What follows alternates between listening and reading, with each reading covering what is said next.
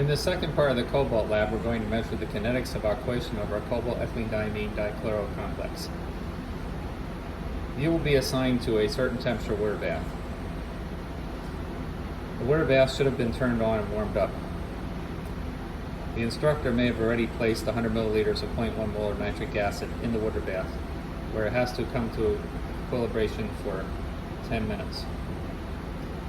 Record the exact temperature of your water bath using a precise thermometer. This water bath is 39.96 degrees. On the Spec 20, use the wavelength knob to set the wavelength to 515 nanometers. With nothing on the sample compartment and the lid closed, use the left knob to set 0% transmittance.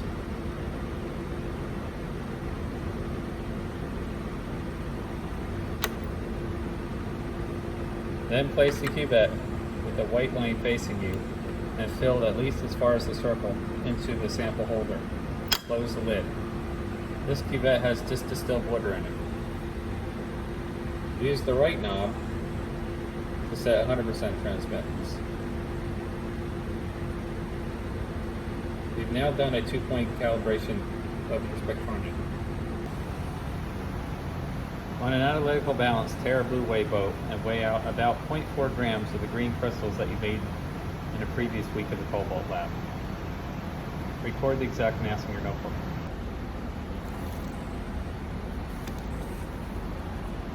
Add your crystals into the 0.1 molar nitric acid. Immediately start your timer. Swirl the solution to make sure everything is dissolved. Then place it back in the hot water bath. At designated time intervals, take your next aliquot out of the hot water bath. Record the percent transmittance and the time. At 3 minutes, my percent transmittance was 78%. If your temperature is 40 degrees, take aliquots every 5 minutes. If it's 45 degrees, take them every 4 minutes. At 50 degrees, take them every 3 minutes. At 55 degrees, take them every 2.5 minutes. And at 60 degrees, take them every minute. Continue in this fashion until 45 minutes has expired. If your temperature bath is lower than 50 degrees, save your first couple aliquots into a test tube. Cover the test tube with parafilm and put it in the 60-degree bath.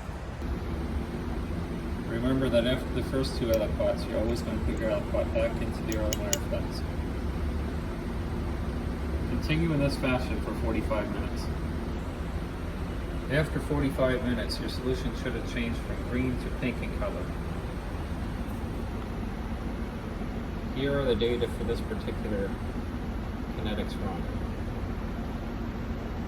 If your temperature was 50 degrees or less, you still have that test tube that you put in the 60-degree water bath for at least half an hour. Now is the time to take that test tube, pour it into your cuvette, and record your final absorbance reading off the spectrometer.